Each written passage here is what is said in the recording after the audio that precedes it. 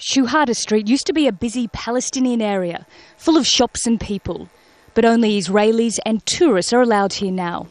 In 1994, an Israeli settler killed 29 Palestinians in the Ibrahimi Mosque in Hebron. The site is also holy to Jews who call it the Cave of the Patriarchs. It's the traditional burial place of Abraham, Isaac and Jacob. After the massacre, Israel stopped Palestinians from driving in the street. A few years later, they were banned from walking as well. Since then, hundreds of businesses have closed, and Palestinians say pressure from the Israeli occupation has made thousands of them leave the area. My shop is 50 meters from where I am standing. I didn't close it. It was closed by military order 12 years ago.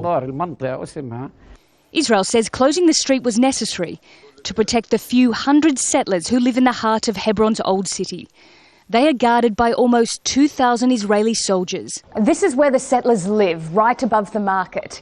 The wire mesh has been put up there to try and stop the rocks, the rubbish, sometimes even chairs and bottles of urine that some settlers throw on the Palestinians below. The balconies of Palestinian homes on Shuhada Street are enclosed by a wire net to protect them from being harassed by settlers. Whenever by mistake I left the shutters open, I would receive stones, glass. Sometimes the settlers would come from the street below to the balcony into the house. So it wasn't safe at all. For almost 1.5 years, it was like hell living in the house here.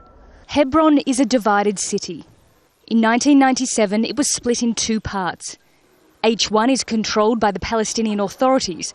140,000 Palestinians live here. H2 is under Israeli control.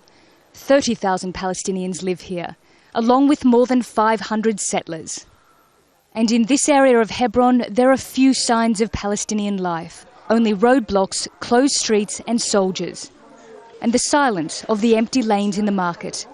Nicole Johnston, Al Jazeera, Hebron, in the occupied West Bank.